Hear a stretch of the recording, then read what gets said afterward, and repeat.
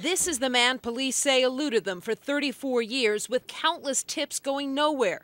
Gary Irving, they say, went on the lam in 1978 after being convicted of raping 3 young women.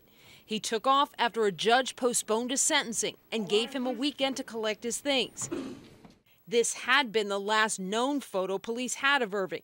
He became one of Massachusetts' most wanted fugitives. That changed Wednesday when police showed up at his house in Maine.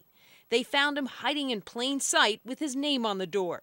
Authorities say they found the 52-year-old Irving watching TV with his wife and grandchild and asked officers, "How did you find me?" His wife appeared like she was in a state of shock. She was very cooperative, seemed to be a very nice lady, and for all extents and purposes, they seemed to be a nice couple that were just living here in downtown Gorham.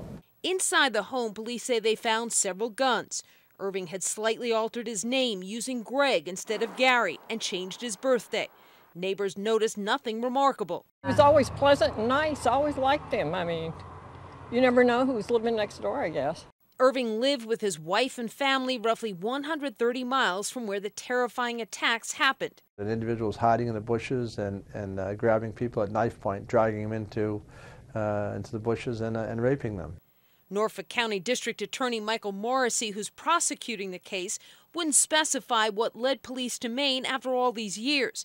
He says the case heated up in the last 3 to 4 months and credits good old-fashioned police work. And he said victims had been notified of Irving's arrest. One of the victims had said to the victim advocate who works in the cases they were extremely relieved to finally realize that this person had been and will be put behind bars and be facing sentencing. Authorities in both Maine and Massachusetts say they plan to use DNA analysis and re-examine unresolved cases